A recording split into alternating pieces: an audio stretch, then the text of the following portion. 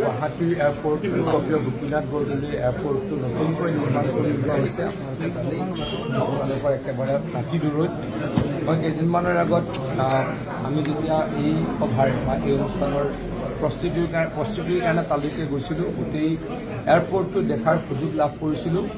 দেশৰ ভিতৰতে এটা অন্যতম আটকধুনীয়া আৰু খুব ভাল এয়াৰপৰ্ট আমি পাবলৈকে গৈ আছোঁ। 20 তাৰিখে মাননীয় প্ৰধানমন্ত্ৰী ডাঙৰীয়া আহিব, তেখেতে এয়াৰপৰ্টটো আমাৰ কাৰণে উচৰ্গা কৰিব, উদ্বোধন কৰিব। তাৰ পাছতেই প্ৰায় 70,000 মানুহৰ উপস্থিতিত তেখেতে এখন সভাত ভাষণ দিব। এইখিনি আমাৰ গোপীনাথ বৰদলৈ মূৰ্তি আমাৰ আগতে এয়াৰপৰ্টত আছিলে, সেই মূৰ্তি এটাও প্ৰধানমন্ত্ৰী ডাঙৰীয়াই উন্মোচন কৰিব। আজি প্ৰথমবাৰলৈ আদালতত হাজিৰ কৰোৱা হ'ব জুবিন হত্যাকাৰী। সময়টো কেতিয়া প্ৰধানমন্ত্ৰী 3টা বজাত প্ৰধানমন্ত্ৰী ডাঙৰীয়া 3টা বজাত আহি পোৱাৰ কথা। গতিকে আধা ঘণ্টা নিশ্চয় সেই এয়াৰপৰ্টৰ ভিতৰত থাকিব। তাৰপাছত 3:30টাৰ পৰা তেখেতে আমাৰ সভাখনত হয়তো ভাষণ প্ৰদান কৰিব। কাৰ্যসূচী কেইদিনীয়া? দুদিনীয়া। তেখেতে আমাৰ ইয়াতে গুৱাহাটীত 4টা কাৰ্যসূচীত অংশগ্ৰহণ কৰিব। প্ৰথমে আমাৰ গুৱাহাটীৰ নতুন টাৰ্মিনেলটো আমাৰ কাৰণে অসমৰ কাৰণে উচৰ্গা কৰিব, অসমীয়াৰ কাৰণে উচৰ্গা কৰিব। তাৰ পাছত তেখেতে এটা ৰোড শ্ব'ত অংশগ্ৰহণ কৰিব। আমি ৰোড শ্ব' কৰি তেখেতক আমাৰ বিজেপিৰ কাৰ্যালয়লৈকে লৈ যাম। ক'ত কৰিব সেইটো ৰোড শ্ব'? গুৱাহাটীত আমাৰ বিজেপিৰ য'ত কাৰ্যালয় আছে তাৰ পৰা 4 কিলোমিটাৰ আগৰ পৰা আমি এটা ৰোড শ্ব' কৰিম।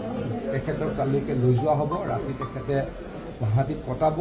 তাৰ পাছৰ দিনা তেখেতে হয়তো, মই এতিয়ালৈকে কনফাৰ্ম নহয়, এনেকুৱা এটা কাৰ্যসূচী আছিলে, ছাত্ৰ ছাত্ৰীসকলৰ লগত ব্ৰহ্মপুত্ৰত বোটত উঠি, জাহাজত উঠি তেখেতে মত বিনিময় কৰিব। তাৰপাছত তেখেতে শ্বহীদ স্মাৰকলৈকে যোৱা কথা।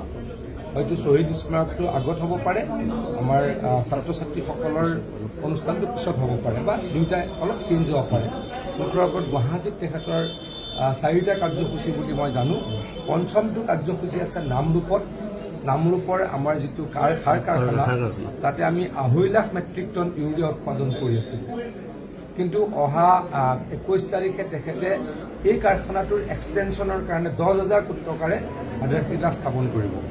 আৰু যেতিয়া এইটো সম্পূৰ্ণকৈ কাৰ্যক্ষম হৈ উঠিব, আমি 12.5 লাখ মেট্ৰিক টন ইউৰিয়া অসমত প্ৰডাকশ্যন কৰিবলৈকে সক্ষম হ'ম। সেইকেইটাৰ কাৰণে প্ৰধানমন্ত্ৰী নৰেন্দ্ৰ মোদী ডাঙৰীয়া আমাৰ অসমলৈকে আহি আছে। অসমৰ কাৰণে বৃহৎ ডাঙৰ খবৰ। এয়াৰপৰ্টটো মই আপোনালোকক কৈছোঁ, আপোনালোকেতো এয়াৰপৰ্টে থাকে, সকলোৱে জানেই। এই যোৱা 10 বছৰ মানত য'ত এয়াৰপৰ্ট বনিছে, আগতেতো ইমান ভালকৈ বনা নাছিলে, য'ত ভালকৈ এয়াৰপৰ্ট বনিছে তাৰ ভিতৰত চাগৈ সকলোতকৈ ভাল আমাৰ লোকপ্ৰিয় গোপীনাথ বৰদলৈ নতুনকৈ নিৰ্মাণ হোৱা বিমানবন্দৰটো।